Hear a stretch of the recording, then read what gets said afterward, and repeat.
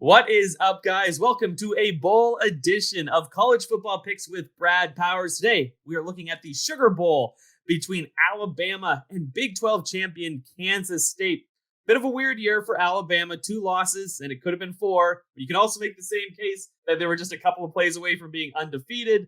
Obviously, some very talented guys on both sides of the ball for Alabama, while Kansas State coming off a big win over playoff-bound TCU in the Big 12 championship game. I think the big question here is, Brad, does Alabama even care about this game? Probably not. But that is why Alabama is not laying 10 points here. That's why they're only laying 4. I like Alabama in this matchup. Now, as we record this a couple weeks before the game is actually played, I have bet Alabama already. But I'm here to tell you, maybe wait until Bryce Young gets officially announced out. Will Anderson officially gets announced out. You might even get a cheaper price on the Crimson Tide here. It reminds me very much so of Alabama's bowl game against Michigan just a couple years ago. Oh, what does Alabama have to play for? They're not in the playoff. I mean, we saw the market really bet against Alabama in that game. Sometimes I think the market gets too cute.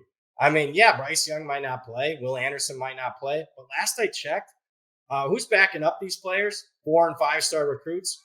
Who does Kansas State have on their roster? Not many 4- and 5-star recruits. And I'll say this, sure, a lot of the players might opt out for Alabama, but the ones who do play, this will be the first audition for the 2023 season.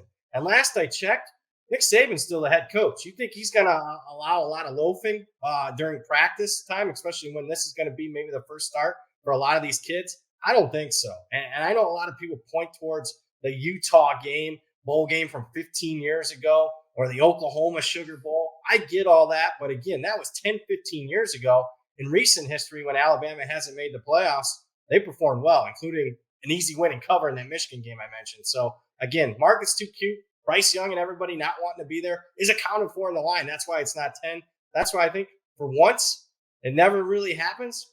You're getting maybe a little bit of a bargain on Alabama. That hasn't happened much in a decade. I couldn't agree more with you there, Brad. Like, usually in a matchup against, like, we're seeing them get like 17 points against a top 10 team like Mississippi or Texas A&M when they face off, and now we're getting 4. Obviously, that's expecting these guys are not going to play. But we saw Jalen Milroe play pretty well this season when called upon. Maybe a little bit of different style of offense for Alabama in this one, but they can certainly get the job done. And I think the same questions apply to K-State's best player in Deuce Vaughn too. He might not play for this game as well. He could be headed to the NFL as well. So Alabama, rare spot, giving us a little value here in the Sugar Bowl. So -4 is the play, Alabama.